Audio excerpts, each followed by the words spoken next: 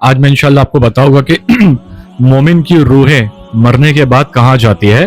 قرآن و حدیث. قرآن میں اللہ تعالیٰ سورہ مومن میں فرماتا ہے اور ان کے آگے برزخ ہے، یعنی کہ ایک پردہ قیامت تک کا. اس کا ذکر اللہ سورہ المؤمنون میں ارشاد فرما رہا ہے. مطلب موت کے بعد انسان ایسی جگہ چلا جاتا ہے، نہ ہی وہ پراپر دنیا ہوتی ہے اور نہ ہی پراپر وہ آخرت ہے. مطلب وہ قبر کا مقام ہوتا ہے. قبر کے بعد ہم جائیں گے آخرت میدان محشر میں. تو ہماری روح کہاں جاتی ہے؟ برزخ میں، یعنی قبر میں ہوتی ہے. اب آگے سنیے مومن کی روح کا مقام.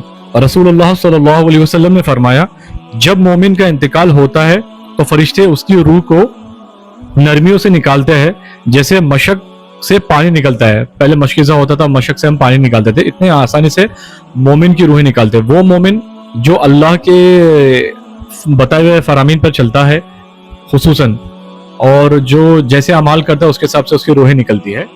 اور دوسری حدیث میں ہے کہ پھر روح کو جنت کے کپڑوں میں لپٹا کر آسمان کی طرف اٹھایا جاتا ہے. اب قبر میں سکون. مومن کی قبر جنت کے باغوں میں سے ایک باغ ہے. حدیث ترمذی شریف میں ہے، حدیث نمبر 2460.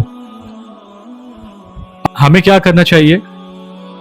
یہ دھیان رکھیے کہ قرآن میں اور حدیث میں تو ہمیں اس کا ریفرنس ملتا ہے کہ بے شک موت تو برحق ہے اور ہم سب کو انسانوں کو موت کا مزہ چکھنا ہے، مگر ہمیں کام ایسے کرنا چاہیے کہ ہماری روح جب موت نزا کا وقت آ جائے تو روحیں نکلنے میں بڑی آسانی ہو جائے. جتنے ہم سے گناہ ہوئے ہیں توبہ استغفار کر لو اللہ کی بارگاہ میں. بے شک اللہ غفار ہے، غفور و رحیم ہے اور ستار العیوب ہے، ہمارے عیبوں کو چھپانے والا ہے اور بڑا بخشنے والا ہے، اپنے بندوں پر مہربان ہے. شرط یہ ہے کہ بس اس سے معافی مانگ لو، توبہ کر لو.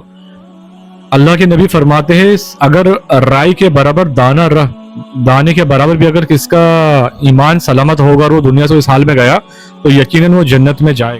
تو آج فتنے کا دور ہے، تو ہمیں چاہیے کہ ہم اپنے ایمان کی حفاظت کریں اور مسلمانوں کی ایک دوسرے کی مدد کرے اور توبہ استغفار خوب کرے، درود پاک پڑھے، اور پھر آگے کے لیے ہم ہمارے لیے خود آسانی کریں گے. دنیا کی بھاگ دوڑ میں تو ہر انسان تھک چکا ہے.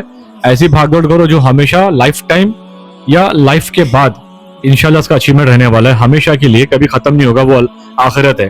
تو انشاءاللہ آگے کے لیے ہمیں کیا کرنا ہے وہ ہم پر ڈیپینڈ کرتا ہے. خوب نیکیاں کرو، اچھے کام کرو، نماز پڑھو، ذکر اللہ کرو، درود پاک پڑھو، مسلمانوں کی مدد کرو، ایک دوسرے کے مسلمانوں کے برے وقت میں کام آ جاؤ، رشتہ داروں سے ملو اور جلو اور سلام کرو، کلام کرو. بس یہی ہمارا پیغام ہے.